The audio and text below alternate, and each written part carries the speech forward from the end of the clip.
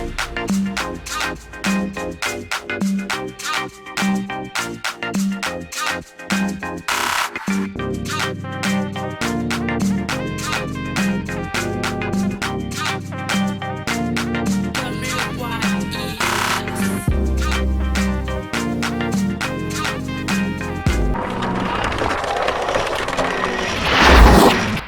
and welcome to Native Talk. My name is Nanekuya Boachua Efrifa Afwakwa, and today we have the pleasure of listening to a gentleman who is an asset to his community. His name is Elijah Boul. This man is competing for Division 8 Logan City Council councillor, and today he opened his home for us to come and have a chat with him. Before Elijah comes, we will ask viewers to join our social media platform. We are on Facebook, Instagram, and YouTube as Native Talk. The spelling is N-A-T-I-V. I think people are mistaking it to be native, as in N-A-T-I-V-E. No, N-A-T-I-V, Native Talk. So all the platform, we have the same name. Without much ado, let's talk to Elijah Boul. All right, so welcome to the show, Elijah. Thank you very much for coming. Yeah, it's amazing. I'm Good to so see you excited. again. Good to see you again. I'm so excited to see you today. It's been a while. I wanted an interview from you, but because you are very, very busy, you have a lot on your plate. And today, thank you very much for opening your home. Yeah, that's to me. welcome, and I think it's good to Excellent. listen and share ideas and be good. able to participate. So welcome. Thank you so much, Elijah. My first question is, now that you are waiting for the result for the city division 8. Yes. Is it? Yes. Logan City Council. Is it the councillor? Yes. You would. Yeah.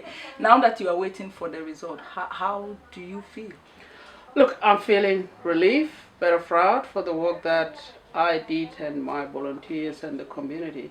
But my motivation was just to put myself out there and present myself and say I could serve my community on the issues that matter to them. So whatever happened after this, election or voting, it will just be a matter of whether I win or not. There's a lot of learning from it, and I really enjoy the time going out there, talk to the people, and also challenge the perception that a lot of us, like me, myself, and others who came here as migrant or refugees, sometimes people feel that they're not doing enough. But it was to challenge that perception and say I could do a better job. Okay. And I'm here to participate and contribute to my community. And that was my motivation. What is your anxiety level at? I mean, from 1 to 10. From 1 to 10. Look, on the first day, the anxiety was very high, but now it's over. I'm just waiting for whatever the outcome and learn from it, and I'm very happy. Oh, okay. A lot of messages I received from people in the last 3 days has been so encouraging, and I really enjoy that experience. Okay. I have been following you on. I've been following you on all your social media platforms, especially Facebook. And one of your videos, I think it is the Thanksgiving message. Yeah, the one I did on Saturday. Yes, the evening. Thanksgiving message. You said something like you had fun and also you had tough time as well. Can you tell us when you say fun and tough time, what is the fun times and what is the tough times? What do you mean by saying that? Well, look, when I decided to put my hand up, a lot of people were saying, no one going to vote for a black fella. Okay. I don't think people in that area you live in are willing to elect a black person or even accepting you. And I challenge that narrative. So I say, look, I'm here to serve my community, but it's not about the color of my skin, but it's about what I can do to the community. And that was the first challenge that I find from people trying to tell me you're not going to survive for long in the campaign. But again, some of us, we have our doubts too, And then when I go out, as I door knock, there will be people who are very honest. And when it comes to the tough time, you got to feel that say, look, got the courage to say, whatever come out of this conversation, I have to take it. So whenever I go and do knocks, I'll have people who will app me off. Oh, okay. I have a guy, very honest guy. He was very honest at his door, not far away from my area here in Regent Park. And he told me, say, look, young fellow, I like you. I like your ideas. I like your passion. I like how hard you work. But I never thought of voting for a black guy, and I'm not going to vote for you. Okay. Which was good, because those were the things that I like. Okay, that's a good thing to do, and I think he's been very honest, and I should forgive him and move on. And then I have people who know when I door knock, they sort of shut their doors when they look at me and say, "Oh, I don't need gangs here." Okay, I don't need African gangs to come here. And I'm like, "Oh, look, that's fine." But that's the perception, and that's what I was trying to challenge, to say, look, not all of us are gangs. All of us are here for the best interests of community, and some of us can do better than what the community perceive. But also come to the fun part. I met people I would have not met in this campaign, and some of them, I always put positive message. They always want me to do that, to win this election. But also I have incidences where people who app me off at their doors, say fuck off and all those stuff, send me an apologies, after they went and research and say, look, I'm so sorry, I'm so sorry that I did that to you, but you are really a good person and you're in for the community. Those are the message that I really intend to get, so that change people's perception about certain group of people in our community. And I think that's why I'm so proud and so happy. I had a guy call me yesterday after seeing the countings. There's some counting that have been done. I'm running third at the moment. And he was very upset and saying, look, if you don't win, I'm going to sell my house and move out of this division, because I think people should have elected the best person than, that's a nice thing. And I think, I told him, look, don't sell your house. Democracy is democracy, and whoever get elected, everybody have the right to they got the right to be elected, but don't be disheartening. But these are the people who did not know me before, but now they know me. So that was some of the fun part, but of course, challenging myself, being out there at door, and people were just like, oh, this black fella on the door here. That was a good thing. I really enjoyed it. That brings me to my next question. On Facebook, I read that is your page. I read the reviews and also the recommendation. Most people recommended you as, the best person for the position. Yeah. And I think there was only 2 people, actually, they didn't give any tangible reason for not, voting you. There was only 2 people, as I said. One of them said something like, she's not my type or something like that. Yeah. And then the other one also said something like, you are littering his inbox or something with papers and all that. And we all understand this is what campaign is all about. You have to go in there and put some papers and everything. Exactly. So it wasn't, to me, it didn't really make any sense to me. When you read comments like that, how do you feel? Look, one of the good things that I've done in this campaign is to actually take everything in. I had people who been so very aggressive to me. I had a guy whom I have to debate with for 3 days, day and night. And he was very aggressive. Going to say, on Facebook, it doesn't look like that. To me, as a person, it's like, he's liked by many. Yes, exactly. And that's what I've done. So I present myself not just to argue with people, but accept everyone's view and respond to them in a way that they can have the freedom to discuss and open-minded. And that's something I went in this debate. Of course, there were some people who will comment on my Facebook page in terms of all the posts that I put. Some of them actually were like, it's one of the guys, and he did that, he keep doing it, and he say, look, you are not welcome here. And no one wants you to be our councillor. And I say, look, I was welcome long time ago. And including all of us. Remember, we were all foreigners, because they say we don't need foreigners here.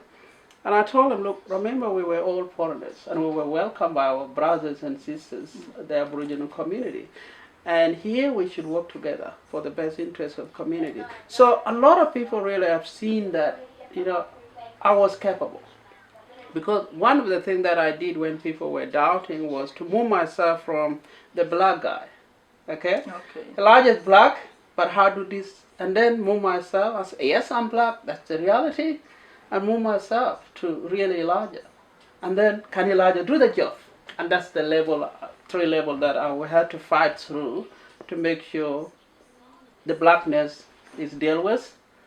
The really Elijah name is there, but also can Elijah do the job? And that's why you see the positive comment coming, because people realize, okay, it's not just a black guy, it's not just Elijah, he can do the job. And I think that's why there were that positive messaging coming out on my Facebook, a lot of messaging coming privately, people calling me, people asking me to put my sign on the fences. Actually, in the division, if you go around fences, it's only my son that are all on fences, private properties. They are not on the So I was showing ground. my son, this is the guy we are going to see. It's because people want me, and they like me, and they like what the message I was getting and what I'm putting forward for them. My next question is your plans and your goals for Logan City Council. To me, I saw that as you have a very smart goal, for people, except you didn't give any time frame for whatever you put out there, which is, I think that one will come later. Yep. What I was interested in is the CCTV camera. Yes.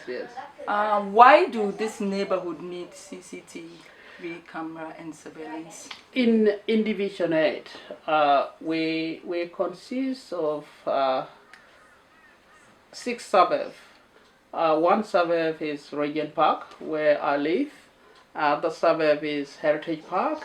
Another one is Christmas, which is half of Christmas, and Logan Reserve, Park Ridge and Park Ridge South, and part of Chambers Plat. One of why I put the CCTV cameras in my campaign is what people have told me as I go around and door knock, particularly in some areas in the division. One area is Christmas.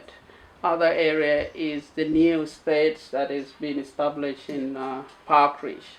And those places, it's a lot of break-in now and then, every week. There's 2 break-in every week. And what they told me is that we need CCTV cameras to be able to deter the people, but also allow us to know who are those people, in terms of policing and in terms of gathering information on who break in and where. And that's something that people ask. And that's something I was like, if it becomes a solution, then I will deliver. And I think they will need it. Whoever gets elected, definitely he will be faced with that question. Is because there's a lot of crime going on in those parts of the division.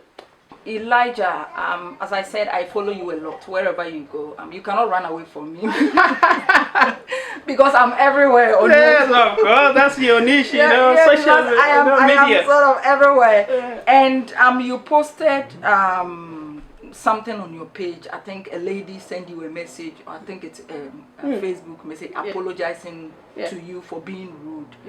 To you. To me, what I can see is a promising young man who wants nothing but the best for his community. Yes.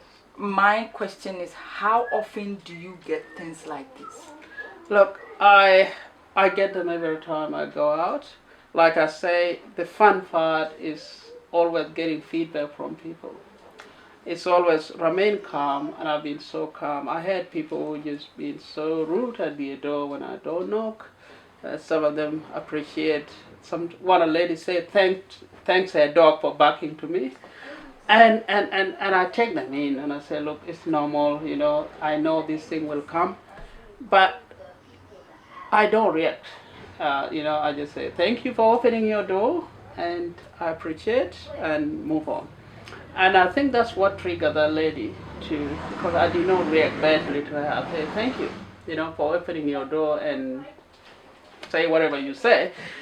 But I woke up and I think that gave her a reflection and said, this guy is respectful, so let me find more about him. And I think she managed to find more about me, and then she started saying, I'm so sorry.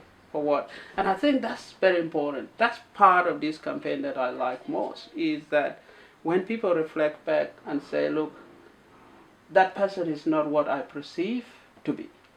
Look, every time I go out and door knock, I get it, at least 5 times a day.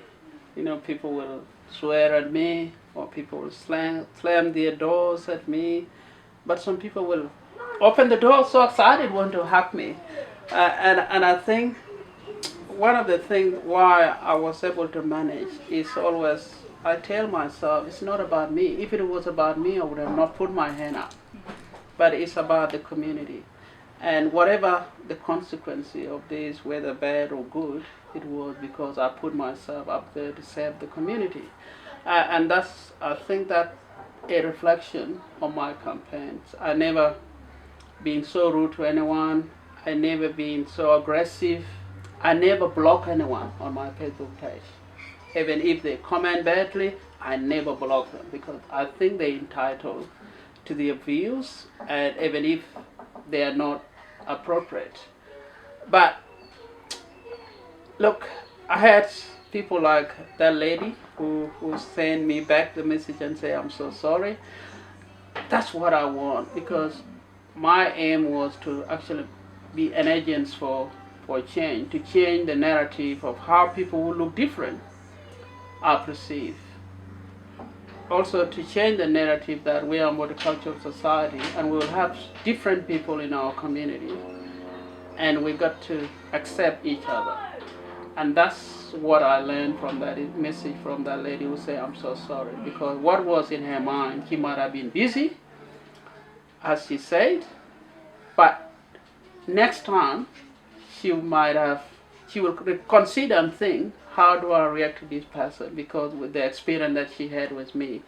And given that I just remain humble and focus on community message, I think that was very important, and I think that has been one of the highlights from my campaign. It's about community, it's not about me. Okay. My next question is, I can attest that you are a leader.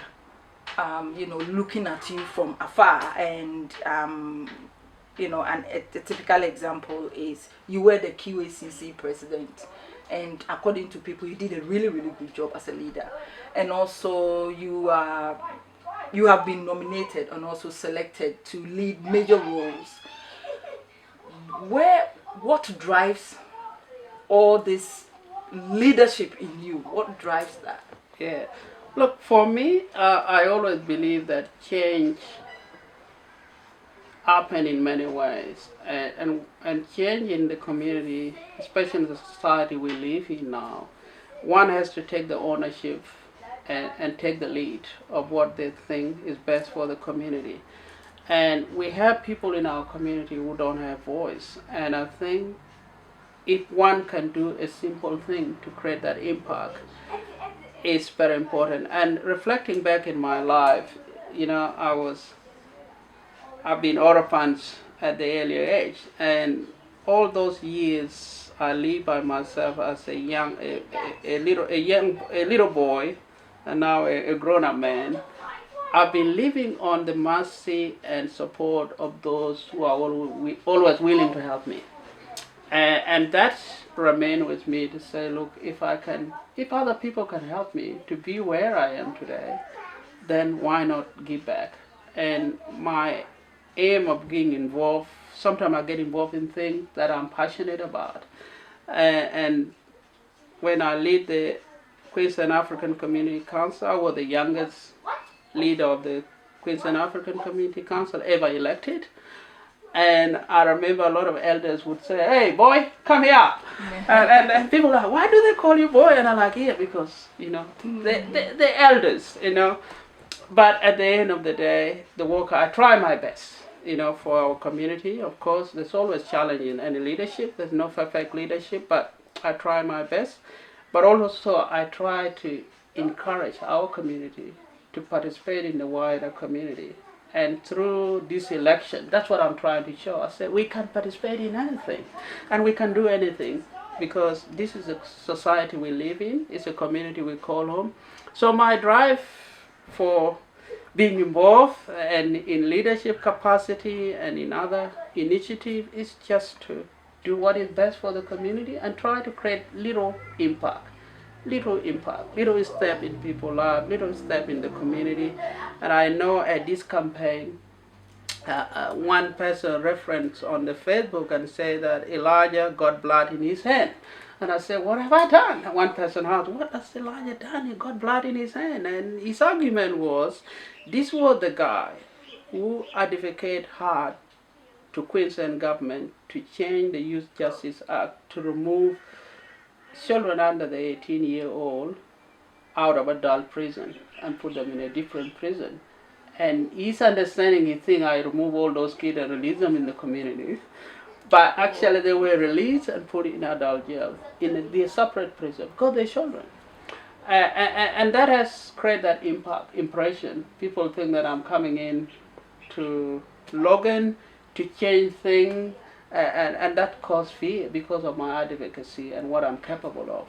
So it's all just about making impact for the best of the community, and that has been my drive, and making sure we are here and we can contribute. You know, my that was going to be my final question, but it's not. I think I have few more to ask. This question, one of your videos, you said something like, "With me, what you see is what you get." What do people see, and what are they getting? So for me, what people see, I'm a very humble person, but also I'm very committed. If I say I want to do something, I do it. And if I say I will help you, I will. And that's what my motto is. So what I was telling the people of Logan is, the passion you see in me is what will allow things to be done for you, and that's what I will do. I will deliver things for you, and as hard as I could. I find myself often I'm a hard worker. You know, I work hard most of the time, and because of the motivation and courage I have in myself would allow me to do things. So it was about simple to say, I'm a hard worker, and I will deliver the same way you see me running around, try to reach you and listen to you. So if you win the Division 8 Logan City Council councillor, yeah, what next? And if you don't win, what's next?